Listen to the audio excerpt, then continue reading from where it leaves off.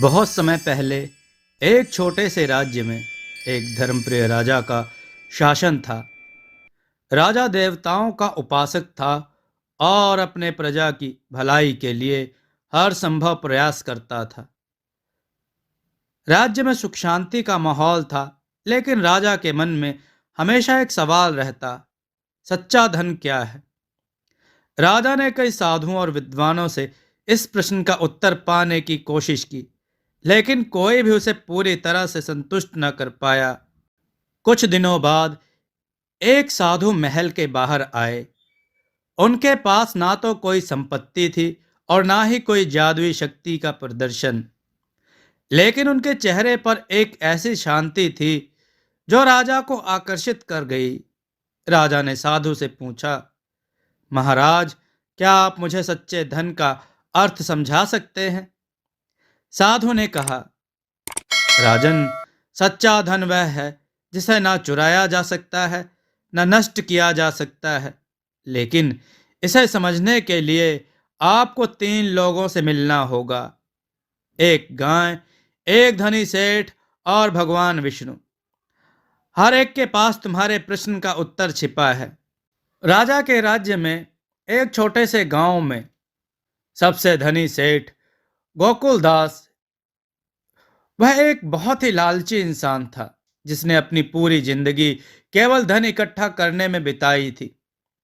उसके विशाल महल में सोना चांदी के खजाने भरे पड़े थे, लेकिन उसकी संपत्ति का उपयोग कभी किसी की भलाई के लिए नहीं हुआ। सेठ स्वार्थी और लोभी था और उसके इस व्यवहार के कारण गांव वाले उससे भयभीत रहते थे। उस रात जब सेठ सो रहा था, उसने एक विचित्र सपना देखा। भगवान विष्णु ने उसे दर्शन दिए। उनका तेजस्वी रूप और करुणामयी वाणी सेठ के मन में भय और आश्चर्य उत्पन्न कर रही थी। विष्णु जी बोले, सेठ गोकुलदास, तूने जीवन भर केवल अपने लिए धन इकट्ठा किया है। यह धन तेरे किस काम का होगा? यदि तू इसे दूसरों की भलाई में उपयोग नहीं करेगा तो यह श्राप बन जाएगा। तेरा अंत निश्चित है। सेठ सपने में कांप उठा और विनम्र होकर बोला, प्रभु, मुझे माफ करें, मैं अज्ञानवश स्वार्थी बन गया। कृपया मुझे मार्गदर्शन दें। विष्णु जी ने उत्तर दिया, अपने धन को उन लोगों के लिए उपयोग करो जिन्हें इसकी सबसे अधिक आवश्यकता है। जो तू देगा वही तेरा सच्चा धन होगा। अगली सुबह सेठ ने सपने को याद किया और पहली बार अपनी आंखों से आंसू बहाए। वह समझ गया कि उसकी संपत्ति का असली उपयोग लोगों की मदद करना है। उसने तुरंत अपने सेवकों को बुलाया और कहा, गांव वालों को यहाँ बुलाओ, मुझे उनसे माफी मांगनी है और उनकी सहायता करनी है। गांव वाले जब उसके महल पहुंचे तो डर और आशंका से भरे हुए थे, लेकिन सेठ ने उनके सामने हाथ जोड़कर कहा, मैंने अपनी पूरी जिंदगी केवल अपने लिए धन जोड़ा। मैं लोभी था और दूसरों की परवाह नहीं की, लेकिन अब मैंने अपने जीवन का उद्देश्य समझ लिया है। यह धन अब तुम्हारे लिए है। जो जरूरतमंद है वह आकर अपनी आवश्यकता बताए। सेठ ने अपनी संपत्ति से गांव में एक बड़ा तालाब खुदवाया ताकि हर किसी को पानी मिले। उसने गांव के बच्चों के लिए एक पाठशाला बनवाई जहां गरीब और अमीर सभी के बच्चों को समान शिक्षा मिल सके। गांव के अनाथ और विधवाओं के लिए भोजन और आवास की व्यवस्था की। धीरे धीरे सेठ का नाम लोगों के बीच सम्मान के साथ लिया जाने लगा। उसका महल, जो पहले केवल धन का संग्रहालय था, अब सेवा और परोपकार का केंद्र बन गया। उस गाय जिसे सेठ ने बेचने का निर्णय लिया था, उसकी भी हालत अब बेहतर थी। सेठ ने उसे सबसे अच्छे चारे और देखभाल की व्यवस्था की। वह गाय हर सुबह उसके द्वार पर खड़ी होती और अपने भावों से जैसे उसे आशीर्वाद देती। एक दिन साधु गांव में आए और उन्होंने सेठ से कहा, गोकुलदास, तुमने अपने जीवन का अर्थ समझ लिया है। सच्चा धन वही है जो दूसरों की भलाई में उपयोग हो। अब तुम्हारा जीवन सफल है। सेठ ने उत्तर दिया, महात्मा जी, मैंने समझ लिया है कि भगवान विष्णु का संदेश सच्चाई था। धन का असली मूल्य तभी है जब वह किसी और के लिए उपयोगी हो। अब मेरा दिल हल्का और शांत है। गांव में सेठ का यह परिवर्तन एक मिसाल बन गया। राजा ने जब इस बदलाव के बारे में देखा और सुना तो उन्होंने सेठ को राज दरबार में बुलाकर सम्मानित किया।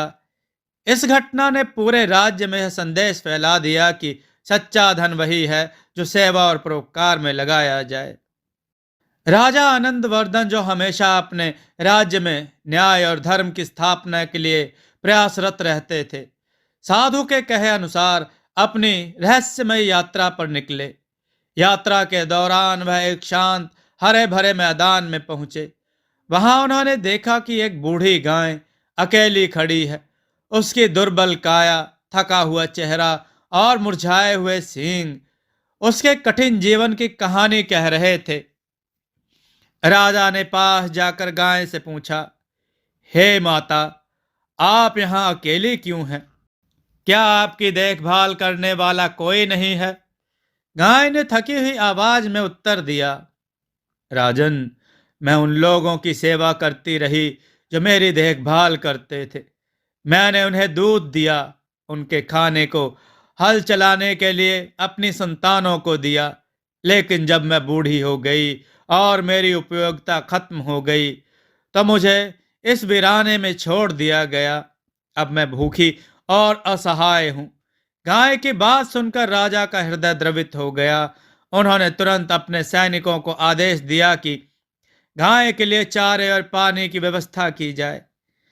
गाय ने राजा से कहा, राजन, मेरा जीवन केवल एक प्रतीक है।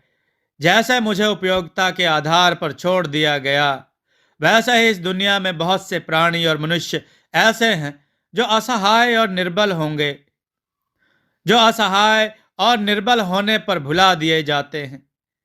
सच्चा राजा वह है जो हर जीव के प्रति करुणा और सम्मान का भाव रखे। राजा ने सिर झुकाकर कहा, माता, आपकी बातों ने मेरी आंखें खोल दी। मैं वचन देता हूं कि न केवल आपकी बल्कि हर जीव की रक्षा करना और सम्मान करना मेरा धर्म होगा। राजा ने गायों को अपने साथ महल ले जाने का निश्चय किया। महल पहुंचकर उन्होंने अपने मंत्रियों और विद्वानों को बुलाया और एक महत्वपूर्ण घोषणा की। आज से हमारे राज्य में नियम लागू होगा कि हर प्राणी, चाहे वह मनुष्य हो या पशु, उसका सम्मान और उसकी देखभाल करना हमारा कर्तव्य होगा। कोई भी जीव, चाहे वह कितना भी कमजोर क्यों ना हो, उपेक्षित नहीं रहेगा।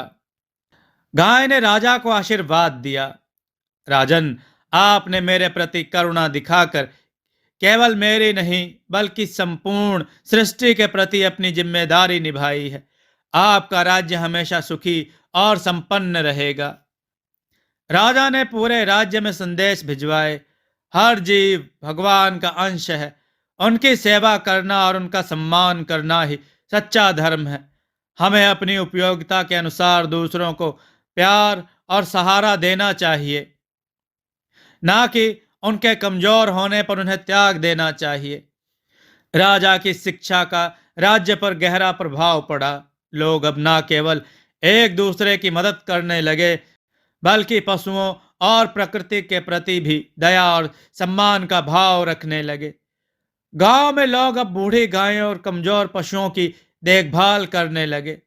राज्य में एक नया उत्साह और सद्भावना का वातावरण बन गया। कुछ महीने बाद वही साधु राजा से मिलने आए। उन्होंने राजा को कहा, राजन, आपने अपने कर्मों से सिद्ध कर दिया कि सच्चा राजा वह है जो हर जीव के प्रति सम्मान भाव रखता है। आपकी करुणा और धर्मपरायणता ने इस राज्य को स्वर्ग बना दिया। राजा ने विनम्र होकर कहा, महात्मा जी, यह सब आपकी शिक्षा और गाय माता के आशीर्वाद का फल है। मैंने केवल अपना कर्तव्य निभाया है। इस तरह राजा ने गाय की शरण में रहकर न केवल अपने राज्य को एक नई दिशा दी, बल्कि यह भी सिखाया कि हर प्राणी का सम्मान करना हमारा सबसे बड़ा धर्म है। राज्य में बड़े बड़े बदलाव हुए राजा के निर्णयों के बाद। राजा आनंदवर्धन की रहस्यमय यात्रा ने उनके हृदय और विचारों में गहरा परिवर्तन ला दिया। गाय, साधु और भगवान विष्णु के संदेशों ने उन्हें यह सिखाया कि सच्चे राजा का धर्म केवल न्याय और शासन करना ही नहीं, बल्कि हर जीव के प्रति करुणा और सेवा का भाव रखना भी है। अब राजा को साधु की अंतिम परीक्षा में पास होना था। राजा आनंदवर्धन ने अपने राज्य को करुणा और सेवा और न्याय का आदर्श स्थान बना दिया। राजा ने जब बहुत से कार्य किए तो उसके बाद उन्हें फिर भी महसूस नहीं हुआ कि उनकी यात्रा भी पूरी हुई है। उन्होंने साधु को अंतिम बार बुलाने का निश्चय किया। साधु राजा के निमंत्रण पर महल आए। उनके चेहरे पर वही शांति और तेज था जो राजा ने पहली बार देखा था।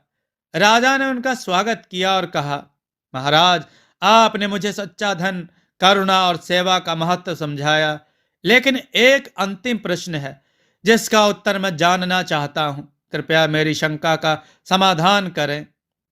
साधु मुस्कुराए और बोले, राजन, पूछो।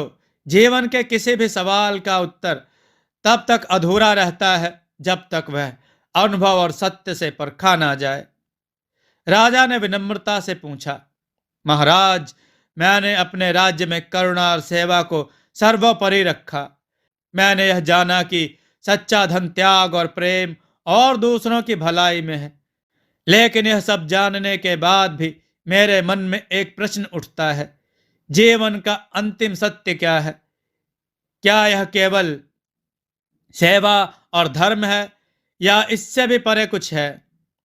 साधु ने राजा को देखा और कहा, राजन, यह प्रश्न गूढ़ है और इसका उत्तर केवल वचनों से नहीं दिया जा सकता।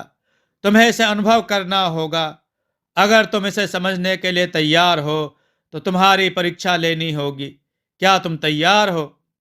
राजा ने निसंकोच होकर कहा, हाँ गुरुदेव, मैं जीवन का अंतिम सत्य जानने के लिए हर परीक्षा देने को तैयार हूं। साधु ने राजा को एक दिन के लिए अपना राज्य छोड़ने का आदेश दिया।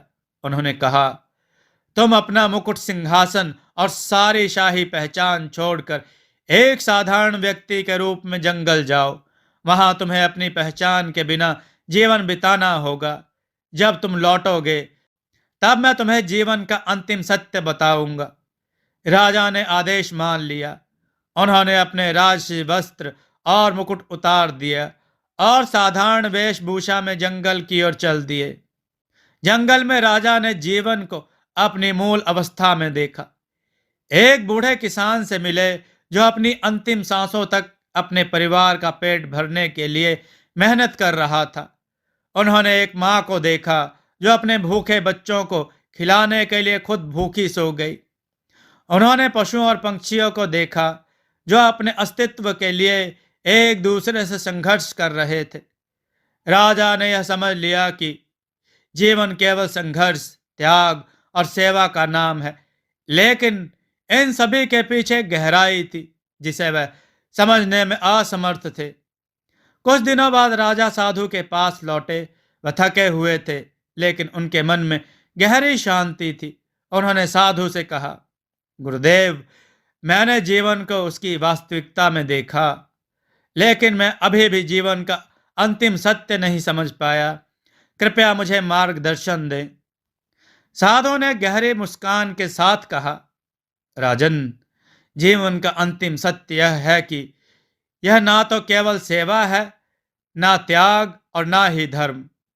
यह सब कुछ एक गहरे आत्मज्ञान का हिस्सा है।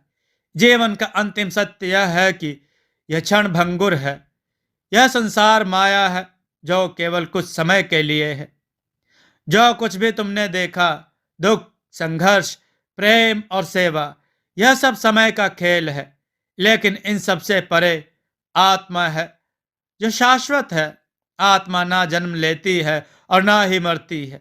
जीवन का अंतिम सत्य यही है कि तुम स्वयं को इस माया से परे तुम स्वयं को इस माया से परे पहचानो।